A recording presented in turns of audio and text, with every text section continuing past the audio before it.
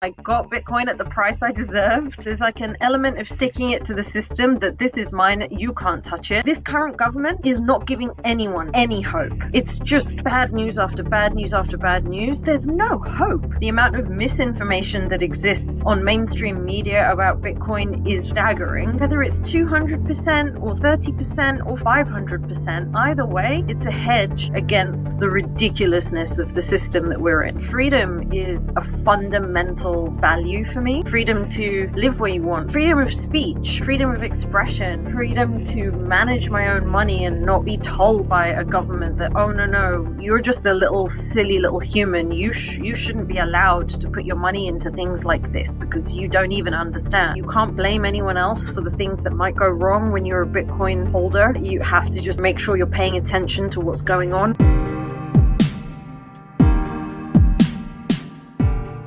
You have been just recently in Bitcoin, I heard. Like you have been. Are you class 2024?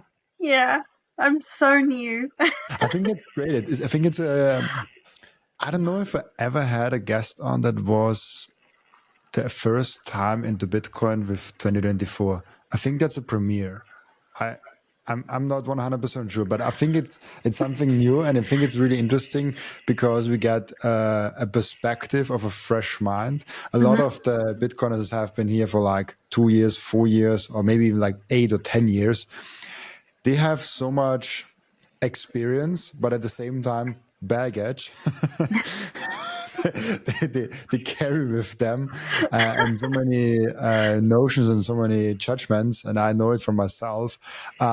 So maybe give us your overall Bitcoin take, how you got into Bitcoin in 2024, and how do you look at the Bitcoin community, even though I know you're just like coming in a little bit and you're just like probably touching the surface of like what the Bitcoin community is all about, but tell us.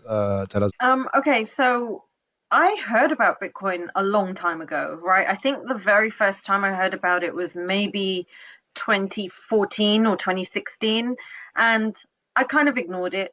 And then I heard about it again a couple of years later, ignored it again. In 2020, two of my very good friends, they both bought a Bitcoin each, and I knew they had done it, but I was so kind of busy with my own life and running my business. I didn't have time to think about it, so I ignored it again. Um, and then finally, what happened this year is that I met up with one of those friends, and it was just me and her. Normally, there's always loads of other people around. It's very rare that it's just me and her. And we started talking about this stuff. Initially, she's got her Bitcoin, but every now and then on the side, she likes to play around with some of the shitcoins. And so we were talking about that. And so actually the very first thing I did was do a shitcoin pre-sale. And because I was following what was going on with that coin on Twitter, Twitter started showing me loads of Bitcoin stuff.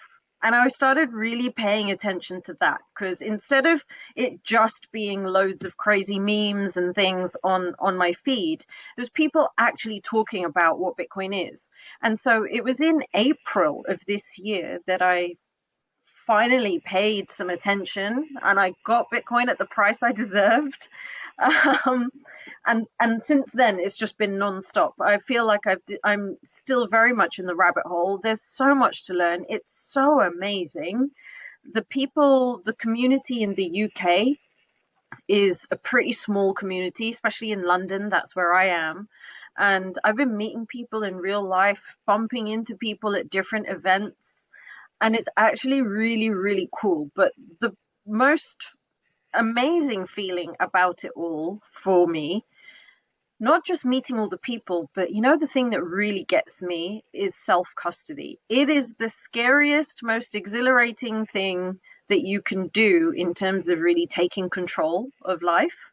And my experience with going self-custody was really what hammered all of this home for me, that Bitcoin is amazing, and this is just another reason why. Why is the self-custody part for you so important? Um, there's so many things. There's like an element of sticking it to the system that this is mine, you can't touch it. The just that level of responsibility and accountability in countries that like to really treat us like children and nanny us and say, in the UK, the way they treat Bitcoin, we don't even have access to ETFs because they think we need to be protected from Bitcoin. Um, Everything about how empowering it is as well. I love it. Do you think that the UK is in the great decline, as we say? Yeah. Yeah, it's not a popular take. We have a government that's just come into power after a very long time of them being in the opposition. And when usually that sort of thing happens in a country, and it's happened here before as well, where the other party comes in after a very long time and they come on a message of hope. Usually they come with a message of positivity. Even if difficult things are going to have to happen, they have a message of hope. This current government is not giving anyone any hope. It's just bad news after bad news after bad news. Whether it's realistic or not doesn't even matter at this point. The actions they're taking, there's nothing we can do. We're stuck with them for 5 years, but there's no hope. They're not painting a picture of a great country or a country that might become amazing again. No, it's just problem after problem, and they don't care that people are unhappy already after just 4 or 5 months of them being in charge. It's unfortunately the overall feeling I get from a lot of European countries, and the overall feeling that I get also from Germany right now. I mean, there are now new elections in Austria. A lot of things are also in progress because there are new elections. So and in the elections, you really see that people don't like the government because everywhere on every level there are different parties in control, and wherever the parties in control, those parties lose the most.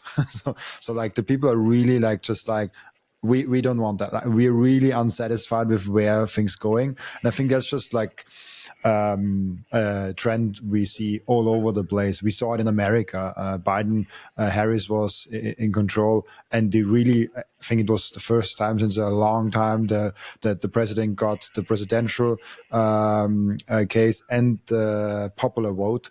So both of them in the last 8 years, it was always either one of them. So there's a lot of things changing. And one thing that I also want to note from what you said earlier, which is really interesting, I think if you sit down with someone in Calm, and you know what Bitcoin is, and the other person doesn't know what Bitcoin is, there's no way the other person will not invest at least a little bit into Bitcoin if you have the chance to sit down with him in calmness in a long evening, because it just makes sense. At some point, you run out of bad arguments against Bitcoin. And so if the evening is long enough and nobody's fighting, it will be there's no way he or she can come out without investing in Bitcoin. At least that's how I see it. Absolutely. And that's kind of why I was so grateful to be given a sponsored spot in the Bitcoin Educators Academy.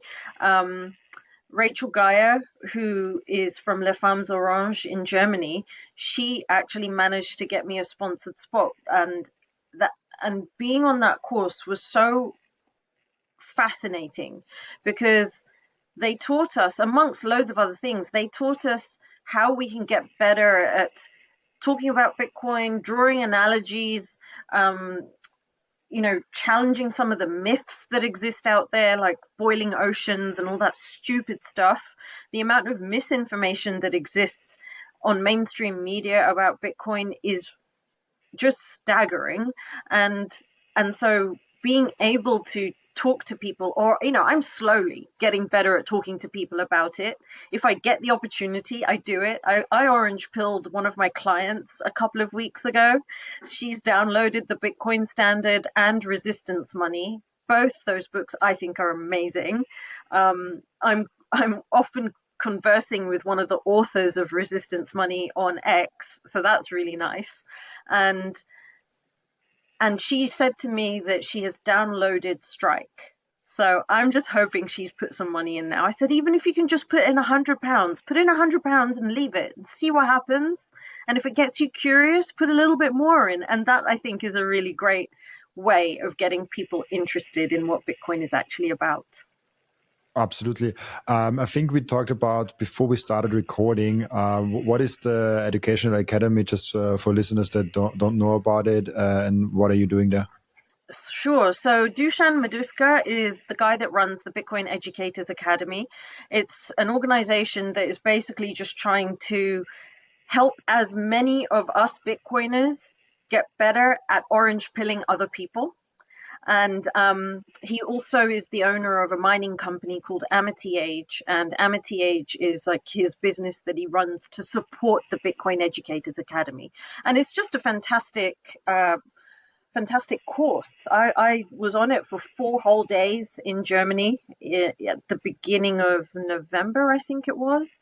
And it was a fantastic experience. The other people that I was on the course with, I've become friends with them. Everything about it was just very positive and full of hopeful energy. And I think that's another reason why the whole proposition that everything about Bitcoin is attractive, because the people who are in the Bitcoin space, they have that positive energy when actually people otherwise don't have as much of that. And I was one of those people. Yeah. Really recently with 2024, I love that. And you also you told me gave a talk at an event at UK. What was that about? Oh yeah. So the reason why you and me are even speaking today is because I gave a talk at the Women of Bitcoin UK's first event, and that was at the beginning of October. I only spoke for like 10 minutes, and I spoke about self custody. I spoke about why I think self custody is so important, where even if you are intimidated by the idea of it, you should still do it. You should still try it, especially if you trust yourself enough with the process. Um, and talking about the risks that exist out there if you don't do it. Like if you leave your coins on an exchange, well, those coins can be taken away. You can lose them, like if the exchange goes down or if it's hacked. But also, if a government becomes hostile and they want to close the off ramps, you can say goodbye to your coins. If you're not sure whether your exchange is even holding all the coins it says it's holding, maybe the one time you decide you want to take them off, for whatever reason, you're not able to get them. So there's all sorts of reasons why I was saying self custody is the most important thing to me. Certainly was at that point. And it's because I gave that talk that Rachel connected me to you, that I got the spot on the Bitcoin Educators Academy. And I also ended up being invited by the 2 women running Women of Bitcoin UK to join them and help run it and grow it, because it's a brand new organization. And we are putting together a plan for 2025. So that's me, Christina Lamas, and Claire Prince. We're running it, and we're going to see where we can take it next year. That's great. I love that, and I feel like the Bitcoin community is just a bunch of opening doors. It's like you go in there, and if you really want to do something, there's thousands of opportunities. There's like so many people that will help you out and they get you started. It's a really welcoming community. What are you doing outside of Bitcoin, or what did you do before Bitcoin, and maybe how does this compare? How do you see Bitcoin in opposite to that? Sure. Well, I run my own business, and I do a lot of work working directly with HR departments, boards at organizations, helping them figure out how to build better company cultures. Sometimes it's really positive, proactive stuff. Sometimes it's helping them with real issues that they've had. So it might be stuff like, messy things like sexual harassment or whatever. So that's still my day job. It's a business that I've built over the last 10 years. I'm really proud of what I've achieved. But before that, I spent about 15 years working in financial services, doing something completely different. I used to be an actuary, and my whole job was looking at risk. So that's What what kind what of is like, what is an sorry. actuary? I'm not native into English, so maybe I don't know. You know what? I'll try and describe it. Although I haven't done it for such a long time now, I might get it wrong. An actuary is someone that looks at the risk an organization, a financial services organization, is exposed to. So let's say, for example, an insurance company, they sell insurance policies, they collect the premiums, they pay out claims. The actuary's job is to do statistical analysis and look at, okay, these are the premiums we've got coming in. We better make sure we're charging enough premiums based on the kind of claims we expect to see on a product like this. And it could be, really kind of everyday products like insuring houses, or sometimes it's more exciting stuff like insuring satellite launches or rocket launches, that kind of thing. So it's assessing all the statistical risks around money that you might have to pay out later. And it was a very good career. It's just that I couldn't see myself doing that for the rest of my life. I just thought, there's no way I want to do this for the rest of my life. I did it for 15 years. That was enough. Yeah, it seems like a lot of Excel sheets and a lot of statistics and a lot of like crunching numbers where you sit 10 hours before a screen and look at different numbers. I was one of the lucky ones where I had to do spreadsheets, but I also got to travel around our European offices quite a bit and go around talking to people, building relationships. So I was definitely very fortunate in the role that I had. But even then, I didn't want to do it until I'm like 60. That was not something I wanted to do. From that background, how do you assess the risks of Bitcoin? Like how do you how do you look at Bitcoin as the asset class then?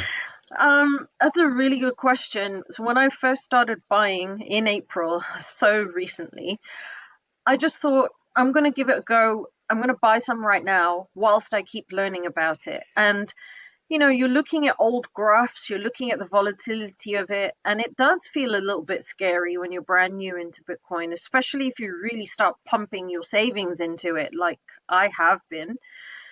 Um, but then you look at the bigger picture and you look at the risk of the actual economy as it is right now, and that is a way bigger risk that I can see. The way that it feels to me is the way our economies are being run, individual countries, but then all the interconnectedness between the countries, the way that they're being run, that feels like the riskiest thing ever. Far more risky than anything Bitcoin um, has the potential to do. Self custody is risky. You don't want to get that wrong, because if you lose your coins, they're gone. There's no helpline, right? There's no lifeline. If you lose it, you're gone. So, yeah, that side of it is risky. But again, that risk I'm willing to take. Yeah, it feels like the only real risk in Bitcoin is that you might lose it. Like you maybe make a user error, you make something with that, and you can insure yourself against that with proper education. But other than that, I think a lot of people also, when they come into Bitcoin, they confuse volatility with risk.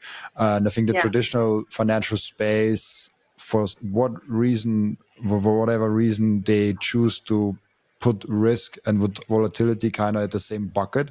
And they're Hmm. saying that, yeah, if it's very volatile, it's obviously very risky, which is just not true. But yeah, I feel like the volatility versus risk is an interesting debate, because whenever I talk with someone that isn't in Bitcoin and they bring up, oh, but it's a very speculative asset, and I usually ask, oh, why? And it's like, yeah, because it's very risky. And like, okay, why is it risky? And then like 9 out of 10 cases, they all say like, yeah, because it goes up and down in price a lot in volatility. And I'm like, that's not risk. That's volatility. That's like price discovery. That's just like the open free market that tries to figure out what the actual price of that thing is. That's super normal, but that has no fundamental risk. Like fundamental risk is, I don't know, what if the company CEO goes down? But yeah, in Bitcoin there's no company CEO, and like there's not that risk. So it's really interesting. How did you come with that in there? What are your thoughts? Well, one of the things that I was looking at was how much Bitcoin has gone up by, on average, every year since it came into existence, right? And I think it averages out at something like 200% a year. Now, I don't expect those sorts of increases to carry on. I mean, they might, and that would be amazing, but I want to be conservative about it, okay? So let's say we don't get 200% a year increases. Whatever the volatility might be, who cares? But let's just say we get 40% increases per year. That is an amazing level of price increase for anyone who wants to protect the cash that they might have sitting around. For anyone who's sitting there wondering, what do I do with the little money I might have? You know, even if it's just a small amount, if you don't need it right now, if you don't need it, you don't know what you're going to do with it, it's just there, it's your cushion. I think it's a really sensible play to put it into Bitcoin. I don't even know who this version of me is, because there's no way you and me would have been having this conversation in March of this year. It's such a huge change, but it's one of the most fascinating things that I've ever gone through. And I'm just loving every minute of it. So, you know, whether it's 200% or 30% or 500%, either way, it's a hedge against the ridiculousness of the system that we're in. Uh, I'm getting more and more of the opinion that this law of diminishing returns is not true, but let's see. I don't know. Maybe it is true, because for when you look at exponential growth curves, I think we have the biggest jump still to make. And also when you look at S-curve adoption of technologies, we have the biggest jump still to make. I don't know. Maybe we have a huge jump, and it will blow our faces off. But I'm anyways 100% in Bitcoin. So how do I care? Yeah, exactly. Well, even if the actual jump melts our faces off, and I hope it does, I really hope it melts my face off. What a time to be alive. Um, but you know, I like to just kind of keep myself humble and grounded, and I just say to myself, just 30% will be fine. 30% is fine. I've already done 30%. I've started buying in April. I'm at 33%. That's fine. Cool. You know, that's cool. Let's see what happens next year now. 2024 is nearly over. If we don't hit 100K, it's not the end of the world. Of course, I want it to hit 100K. I want it to go higher. But if it doesn't happen, I can be patient about it. I've only been doing this for 6 months. That's nothing. How much are you looking at the price? Like, I remember when I came into Bitcoin, I looked like 5 times per day. Yeah, at the moment, I'm still at 5 times per day, but that is because I have got one last little chunk of money left to one side, and I'm just seeing if there is a dip so I can buy it. I know I shouldn't be trying to time the market. I don't care though. I've got one little extra bit of money. Everything else that I want to put in, I've put in. But before this one last chunk, I keep checking it all the time. I'm like, what's it doing? What's happening now? And if we see a little drop, the kind of drop that so many people will be upset about, all the people that say, oh, see, Bitcoin's rubbish, Bitcoin's dead, that kind of drop. If we see that kind of drop, I'm not going to be sad about it. I want it to happen. I want to get a few more sats, because I don't know if I'll ever be a whole Bitcoiner otherwise. It's really interesting, because that is really quick. Like you coming in 6 months and already being close to this, like all in. I remember I needed over a year to get there. Obviously, we get so much better in educating. The resources get better with every year. I think the onboarding processes just get way better. But that's still quick. Like kudos to you. Like that's really, really cool that you have been finding your way into Bitcoin that quick, and also educating yourself so much that you can actually talk about that. Because I think most Bitcoiners, like Bitcoiners who buy Bitcoin in the first year, they don't know anything. Most buy it and don't even pay attention when they buy it, and then after a few months they listen to their first podcast, maybe then they like maybe pick up a book like after like a few months. So that has been an impressive pace that you have come into Bitcoin and already gave talks and already in podcast, already know so much about it. So yeah, it's definitely a compliment to you. Thank you. I mean, if it's meant to be, it's meant to be, I guess. It's just really, it's just so interesting. And I also think it's come at a time for me where I actually have time to think about other stuff now, because for 10 years, 9 years, let's say, I've just been so focused on my work. I've had to be, right? Building a business from zero to where I am now, and actually feeling comfortable that, oh, I can just focus on other things now. I've got the time. And this is something that's actually interesting to me, because I see this amazing potential in it, that I've put the time into it. I just feel like it's worthy of my time. So many other things just haven't felt that worthy. Absolutely, really, really cool. There is also, I think, I think you're in a position that a lot of people are in, that maybe are already in Bitcoin and maybe looking at getting more Bitcoin, or people that are kind of on silence still. Like I think retail are still a little bit sleeping on Bitcoin, and there's just such a big buy wall if we get down to like 90,000 again, or like 80,000. You can even see it in the price. When we went up to almost 100K, then we went down to 90K, and we will really quickly again to 95. So even like a dip from 100K to 90K, a lot of people buying it up. So there are people waiting to buy all the last pieces of Bitcoin up. And that's where I'm like, oh, I don't know. How has it been for you, orange pilling, trying to orange pill like family members and other friends? Because I have a little bit of fear of missing out for my family, even where I'm like, okay, I'm already all in, but what does it give me if I'm all in and all my friends and family are suffering financially because they have been in a huge financial crisis and Bitcoin has surged to 2 million. And now you're the only one that is doing financially good. You want to get your loved ones on the savings boat, on the yeah, is it lifeboat, and put it on there. So how do you look at orange pilling people? So I've been talking to my family quite a lot about it, like my brother and my parents.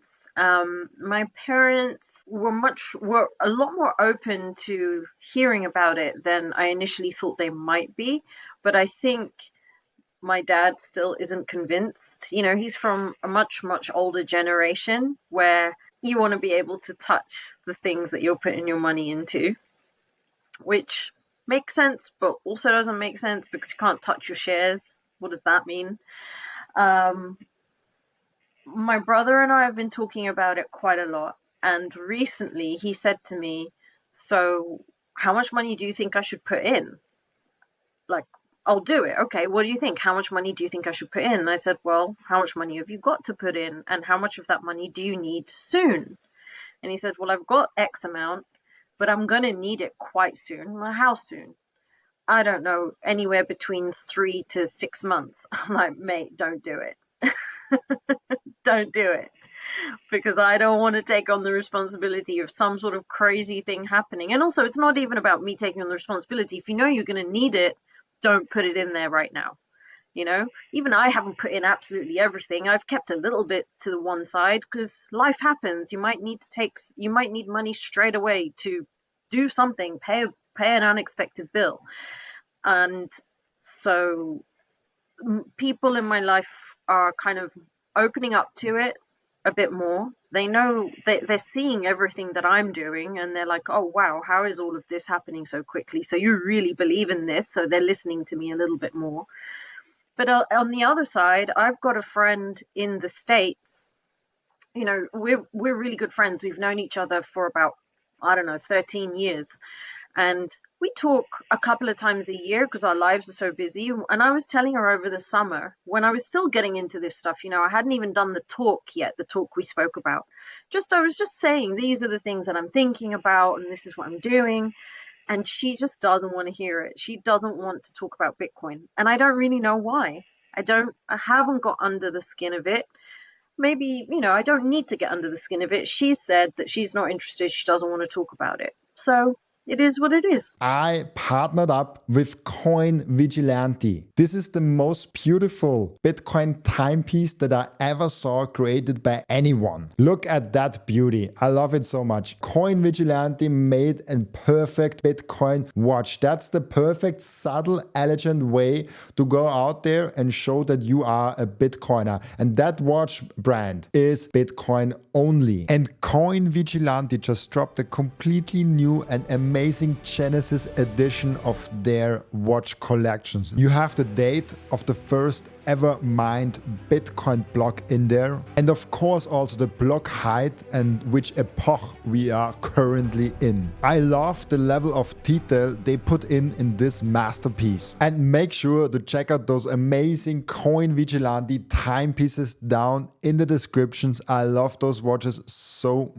much. If you watch or listen to my podcast on a regular basis, I guess you already bought some Bitcoin. And now the most important step is to keep the Bitcoin. Keep them secure in a hardware wallet. My personal recommendation for hardware wallet is the BitBox. It's super secure, it's simple to set up. It's also a perfect gift for a friend who has still their Bitcoin on an exchange. And you can get a 5% discount with the code Robin at the checkout. Visit bitbox.swiss/Robin to get your BitBox. And the next step is to really level up your sovereignty as an individual. You have to have the most secure self-custody setup. You have to secure your own devices. You have to protect your privacy. You have to set up an inheritance plan. And depending on where you live, you even want to have a plan B, a citizenship where you can move in case something goes really wrong. And through all those steps, the Bitcoin way is guiding you through step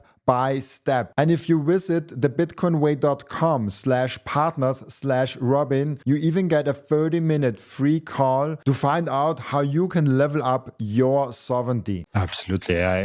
You have to take it slow. I've noticed that the family members that are closest to me, even though I stopped orange pilling them, they just come to Bitcoin more. So if you look like my girlfriend, my sister, my mom, dad, a cousin of mine that is really a lot in contact with me, they all got Bitcoin. But then there's like this outer circle that's still in my family, but not as much in contact with me. They don't. So like it's a little bit. You have to be the orange sun in the family and try to just be that Bitcoin voice, I guess. But it's not easy to be the Bitcoin always, because everyone has an opinion on Bitcoin, and usually the opinion comes from some headline in some newspaper. Yeah. And the newspapers have done an incredibly amazing job at just spreading lies and spreading total fiction about it. And if that's the stuff that most people are still reading, then it's not surprising that most everyday people just think either it's a scam or it's bad for the environment. And we know it's neither of those things. But I also, I don't want to make it my job to just try and convince people who aren't even willing to entertain the idea. I've got better things to do than that. How did you overcome that? Did you had before also the narratives in the head, and how did you then overcome it? Was it just that friend that orange pilled you in the evening, or did you have to do a lot of research afterwards? I actually hadn't absorbed any of that bad narrative because I'd basically just ignored Bitcoin altogether, right? So I'd ignored everything about it. So when I came to Bitcoin, it was because I was listening to people that believe in it. I wasn't having to destroy all the bad information that I'd absorbed because I hadn't absorbed any of it. I was like a blank slate, which was actually really nice. But I think one of the reasons why the whole concept appeals to me so much is because freedom is a fundamental value for me. All sorts of freedom, freedom to live where you want, freedom to the freedom of speech, everything, freedom of expression, freedom to manage my own money and not be told by a government that, oh no, you're just a little silly little human, you shouldn't be allowed to put your money into things like this because you don't even understand. I don't like that sort of treatment of people. I believe in freedom and accountability. Those two things. Give people freedom and let's hold each other accountable if we do really shitty things. Great. Other than that, just leave me alone, let me live my life. And so Bitcoin feeds so nicely into that. It's ultimate freedom because you just step back and say, I'm not having anything to do with your messed up financial system. I disagree with it, and I'm just going to do my own thing. I'm not going to spend my time trying to fight you. I don't care. I'm going to go do my own thing because I'm free and I'm free to do it. That's what really appeals to me, that freedom. And it's kind of under attack in the UK. I heard, I don't know about a whole lot about it, but I just heard that people getting arrested just for having said something online. Do you know something about it? Is there something to that, or is it just? Yeah, so there've been some really tricky events that happened in the UK over the summer, very soon after the new government got into power. And there's lots of conflicting opinions about it. One thing that I do know is that we now seem to have this thing called a non-crime hate incident. And the police can come and question you just because someone has made a complaint that you've said something mean. So you've not committed a crime, but someone has said you are a hateful person, whatever the hate might be related to, but it's not a crime, and they can record that against your name, and it will come up in searches against your name. That is a really scary situation for a country that's meant to be a free nation.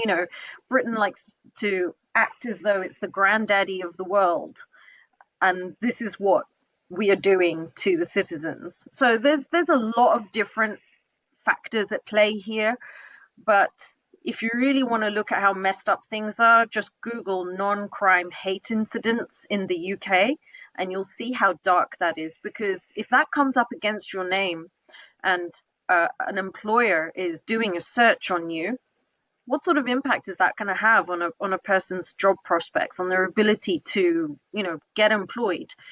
It's hard enough for actual criminals after they've served their time to then get a job.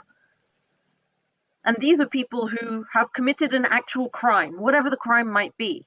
And we always say that, we should rehabilitate offenders, incorporate them back into society. Well, a non-crime hate incident, it's not even a crime, and we are labeling people. So I don't know what's going on in this country. I might have it all wrong, but it doesn't feel right to me. And so it's just another part of my resistance to, I don't know, the machine. Do you give any thoughts to moving away from that? Is just any thoughts from your side? You're like if it continues that way, maybe I'm going somewhere else. No, I'm going to stay here forever and pay all my taxes like a good citizen should. I'm not thinking at all about how I can escape the UK. Don't even ask me questions like that because the government will probably send someone knocking at my door. I hope not. Yeah, we have to think about that things, but it's good that you stay in the UK and pay taxes. I mean, look, there is apparently a think tank in the UK that is advising the government, and one of the things that they're advising them on is introducing exit taxes. They haven't done it yet, but I think the government that we've got in charge at the moment, it's just a matter of time. Give it another 2-3 years, there will be an exit tax for anyone that wants to leave this country. It doesn't matter how rich or not rich they are. I'm not rich, but if I decide I want to leave the country, there will probably be an exit tax, and that really winds me up, because what that means is a country is realizing we should tax people for daring to not want to live here anymore, instead of making this place a place where we would want to stay. And Yeah, yeah. yeah, it's a little bit like you throw a party and it's so bad that everyone wants to leave, but you kind of like want to close the doors so people cannot get out. It's like wow. If your country is so great, you don't need an exit tax because you will have Exactly. such a high influx of people, and people don't want to leave, and that's the incentive you should give, and not like I like. Oh wait, we screwed up. We should not let them go because they will go otherwise. That should be a sign. If a country has no exit tax and then all of a sudden installs an exit tax, Hmm. this is probably the best sign to know that there is something very wrong about that country. And I think there's, I mentioned that I recommended to my client to read the Bitcoin Standard and Resistance Money because those two books I think are absolutely amazing. The other book that I read over the summer, which I think it's because all Bitcoiners are always talking about it, is The Sovereign Individual.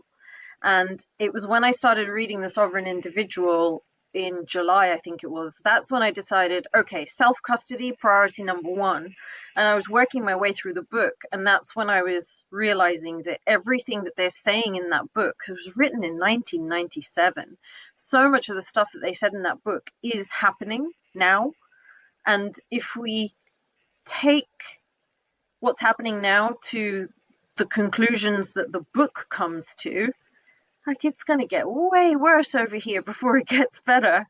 And that's a little bit scary. And yes, it does make me want to leave the UK, but that's also not a realistic option for me right now. But I'm working very hard in my business, stacking a lot of sats, as many as I can, so that if I do want to leave at some point, then I can. Yeah, and then probably your Bitcoin gets stolen No, it won't. or boating accidents or something like that. Oh, that. Oh, I might get lost. Yeah. It's not going to get stolen, but yeah, it might get lost. Yeah, I think I thought about that. I mean, that's not an advice. Please No, of course. do everything legally, not to you and not to any listener. But I was like, a boating accident is probably a bad excuse. We always have that meme of a boating accident, but at some point you want to move your Bitcoin somewhere, and if you say they are stolen, you probably end up on a list. No, if you say they are lost, you probably end up on a list. Then you're in a different country, and the Bitcoin all of a sudden moves again. So maybe it's just a better way to say, like, yeah, my laptop got hacked. I don't know how this happened. So, I don't know. I've thought about that boating meme, boating accident meme a lot, and the more I think about it, the more I think like maybe it's not a good idea to even have that meme, because I think it's a bad idea to do. And if we have that meme, it's someone will do it. Like, someone probably actually did Has report actually the done boating it. accident. I'm sure that there are some very creative people out there who have found their own way to make their own kind of new boating accident. And if they have, that's good luck to them. Uh, I know that, I'm just like a normal person in the UK. Anything that I decide to do, probably going to have to do everything above board. And we should do it above board, like you were saying. Um, but it's just not a consideration right now. Right now, I'm just going to keep building my business, see what happens with it, and then decide in a couple more years. I'm not going anywhere. Absolutely, that's beautiful. What are your favorite memes in Bitcoin so far that you have learned? As we just talked about the boating accident meme, and there are so many. And I think like even like memes is such a powerful message. But have you some favorites? My favorite one at the moment is the one of Seyr kind of doing this turn and just staring at the guy next to him. I can't remember who it is, but my God, the look in his eyes, it's amazing. That's my favorite. And my second favorite, again, is a Seyr meme where well, it's not a meme, but someone put together a supercut of every single time he's been on a TV interview or a Zoom interview, and he sighs and he just sits there and he goes, that one. I love that. It's just sigh after sigh after sigh after sigh, and it's so funny. I love how he just cannot hide what he's thinking. Like his emotions are completely, his feelings about something are just completely there on his face. Total frustration, just, I can't believe how stupid you are. Whatever he's thinking, you can see it on his face. I love that. I think it's hilarious. I just try to pull it up. It's wait here. It's not big, unfortunately, but maybe I can show it. It's with Scotty Pippen or Pippen. I don't know how to Pippin, say yeah, that. Scotty Pippin. And it's right that you mean, right? That one. Yes, it's just too funny. That was amazing. He met Satoshi. That's a really great meme. Yeah. Michael has a lot of freaking memes. Yeah, he's a he. I think he probably never made a meme himself, but he is in so many memes in there, like a lot. I mean, he's just a never-ending source of material. His facial expressions are just, it's they're there. You just got to use them. Absolutely. One more thing about the community, which interests me a lot, especially because you are newer to the space. How did you get, like, how do I phrase that? How do you see the Bitcoin community overall, the podcast community, the Twitter community, the in-person community? I know there's a lot of differences between those.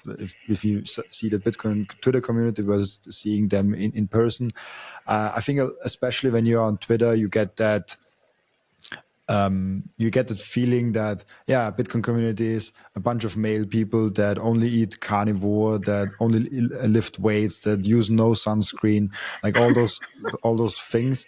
And they might be good things, but like not everyone is like that. And so how do you look at the Bitcoin community, and what is your like first impression?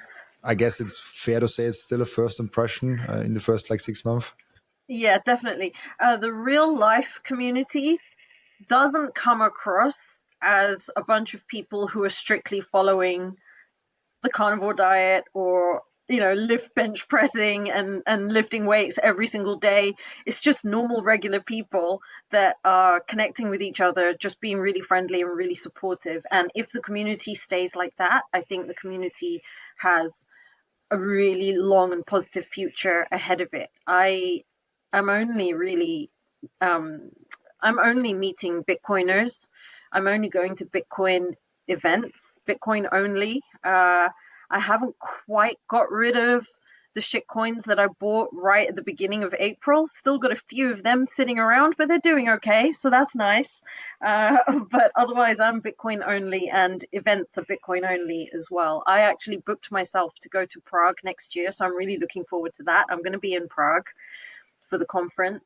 And I think, in terms of any other first impressions, people are so friendly and helpful.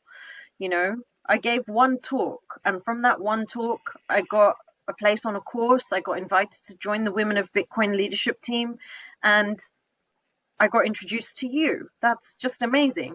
There's a guy who I was introduced to who's going to be helping me set up my node.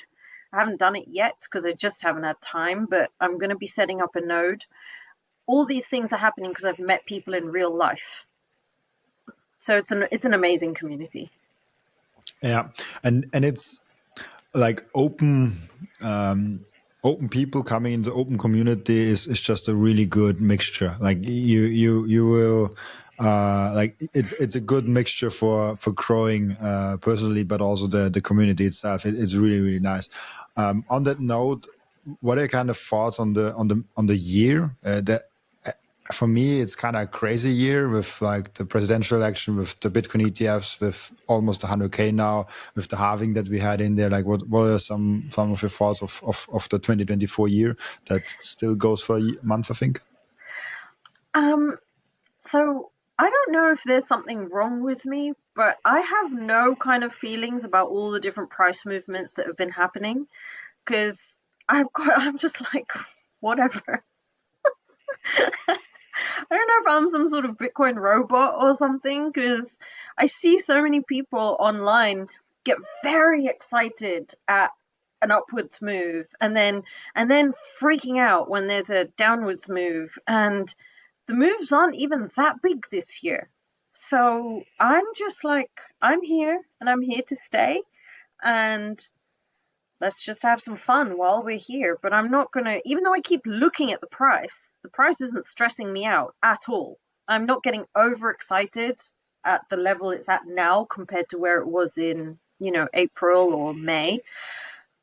And even if it fell back to that or lower, I don't think I'd care because I've gone into this knowing whatever I've put in needs to stay there for at least 2 cycles. So doesn't matter. You make me way more bullish than I was, even more bullish than I was before, because you are one amazing example of someone fresh coming into the space, coming really quickly to Bitcoin only, not going a long shitcoin route, which usually was in the previous cycles.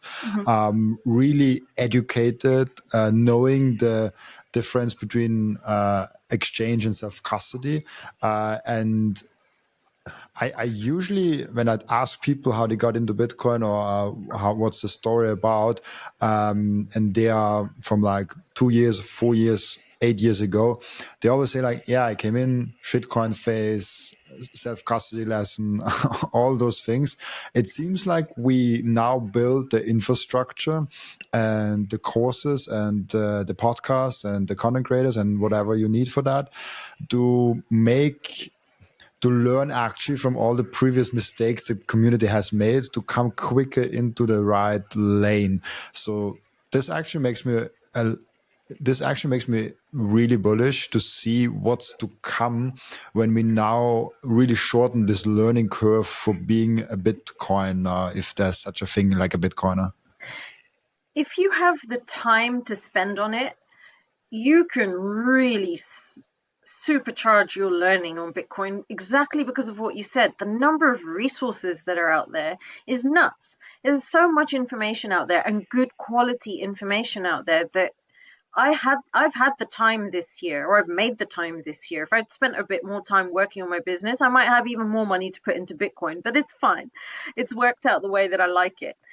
If you can access the information so easily, whether it's listening to podcasts, or I like podcasts and I like books, and it's just so easy. It's so easy. So I hope you're right. Anyone who's new that comes into it, they have a much easier path to just going full Bitcoin. Absolutely, and the people still get the price they deserve, but they can come quicker in, and they don't have to lose as much money as they earlier did. I think I've never met someone that has been there since early like 2017 or earlier than that have not lost at least like 1/3 or half of the Bitcoin stack because of some stupid mistake. I did not lose actually. I mean, the way I lost is it took me a long time to go all in. Mm-hmm. From 2020, this was my first time, and it took me to 2021 to actually go all in. So a solid year to realize that. But yeah, it's been a great journey, and the resources have really been developing. Is there anything that you observed as someone that comes a little bit newer to the space? Anything else that you think is really interesting that I might have forgotten to ask or mention? I think it's not that you forgot to ask. It's just I just can't get over how much the spirit of Bitcoin matches with my way of seeing the world. I just could not have predicted that. The way, the world that I wish we lived in, that kind of freedom for people, but also that accountability. You don't just get to do crazy stuff, have some accountability for the things that we do. So whether that's our politicians or financial system, down to just how people interact with each other on a day-to-day basis now, the crap we see on social media and how people talk to each other in real life as well. Like, have let's create a better planet. We it seems like we used to have one, and we've kind of lost our way a little bit. So that kind of um, freedom and accountability towards each other, which is exactly what Bitcoin is about: freedom and accountability to yourself. You know, you can't blame anyone else for the things that might go wrong when you're a Bitcoin holder. You have to just, you know, make sure you're paying attention to what's going on. Well, we need to do that everywhere and in general, not just kind of walk around on autopilot, not thinking about the impact of all these big decisions that our countries and governments are making. That's the main thing, really. Really cool. I think that's a great insight. I ask all my guests, what can we learn from you besides Bitcoin? Oh God, I didn't prepare anything for that. Let's see, what can you learn from me besides Bitcoin? I guess going back to what I was just saying, that people need to maybe remember that all the things that might upset you, that someone might do to upset you, that doesn't mean you can't do things to upset other people. So just be a little bit more rational in the fixes that you ask for from another person. Because whatever you ask for, you better be prepared to give as well. Really cool. We have an routine in the podcast where the previous guest is asking a question for the next guest without knowing who the next guest actually is. And this is an interesting one because the previous answer almost fit already there. But maybe you have something else to share. What's the best advice you ever got? um, Buy Bitcoin doesn't count. yeah. Okay, so this is some advice I was given when I was about 10 years into my career working in financial services.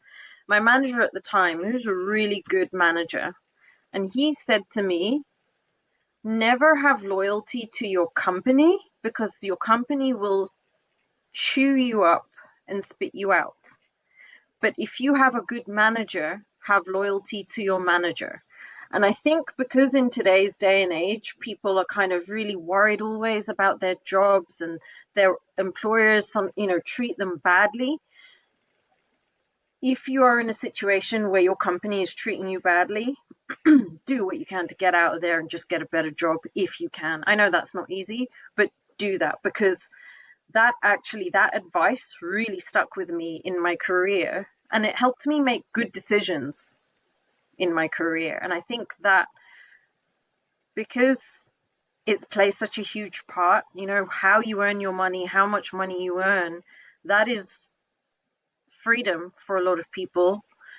You've got to make good decisions. You can't just sit back and just let your life happen without paying attention to it. You have to be aware, you have to be present. That's especially right now. I think even because of work in social media, basically, it's really hard to get stuck in like you're watching something, you're eating something, you're doing always like 3-5 things at once, and there's always something popping in the phone. So that's a hard thing to do, and staying focused, and staying present, and being aware of things. I love that a lot. Really cool. Perfect. And thank you so much, Heeral, for being on the show. Before I let you go, where can people find you, ask you questions? Do you have social media profiles? I do. I've set up a brand new social media profile because of a side project that I'm working on. So if I can share that, yeah, it's barely come to life. So hopefully by the time this comes out, I'll have done something on it. The website is called afreeexistence.com. And the Twitter handle, the X handle, is the same thing, a free existence, because I just want a space to kind of take everything that's in here and put it somewhere. And it's not just going to be about Bitcoin, but what I'm hoping is over time, I'll get other people to share what freedom means to them as well, not just my ideas of what freedom is, but for people to share with me what their ideas of freedom are as well. So people can find me on afreeexistence.com and at afreeexistence on Twitter. All my other work stuff, that's boring. Who cares? Thank you so much. Yeah, I think that's great. What you're trying to achieve, and I'm already looking forward to your learning curve in the first 6 months, and maybe we do it 1 year from now, and then it's like how far you've gotten. I think it will be really great to look back at that. Thank you so much for being on. Also, thank you so much for everyone that is watching and listening for joining us today. As always, I'll be back tomorrow with another episode. Bye bye.